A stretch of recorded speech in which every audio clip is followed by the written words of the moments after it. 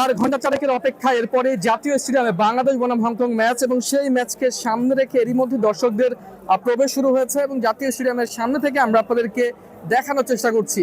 আর যেটি বলছিলাম যে বাংলাদেশের জন্য এই ম্যাচটা খুবই গুরুত্বপূর্ণ, কারণ হংকং প্রতিপক্ষ হিসেবে বেশ শক্তিশালী এবং এই প্রতিপক্ষকে হারাতে পারলে বাংলাদেশের এশিয়ান কাপের যে মূল পর্ব সেখানে যাওয়ার একটা সুযোগ থাকবে। আগামী 14 অক্টোবর হংকং এর মাটিতে দ্বিতীয় ম্যাচ রয়েছে, সেই ম্যাচটা তো বাংলাদেশ জিততে চাইছে, তবে তার আগে আজকের ম্যাচটা জেতা খুবই গুরুত্বপূর্ণ। এবং জাতীয় স্টেডিয়ামের যে আইন শৃঙ্খলা পরিস্থিতি আপনারা দেখছেন, এক কথায় কঠোর নিরাপত্তা চাদরে পুরো স্টেডিয়াম ঢেকে ফেলা হয়েছে। সেখানে আপনারা দেখছি যে পুরো নিরাপত্তা ব্যবস্থা, কয়েক ধাপের নিরাপত্তা ব্যবস্থা পেরিয়ে এরপরে দর্শকদেরকে মাঠে ঢুকতে দেওয়া হচ্ছে এবং দেখছেন যে সারিবদ্ধভাবে দর্শকরা মাঠে ঢোকার সুযোগ পাচ্ছেন। সব মিলে দারুণ একটা উৎসব এখানে রয়েছে এবং দর্শকরাও খুব রোমাঞ্চিত আজকে ম্যাচ নিয়ে।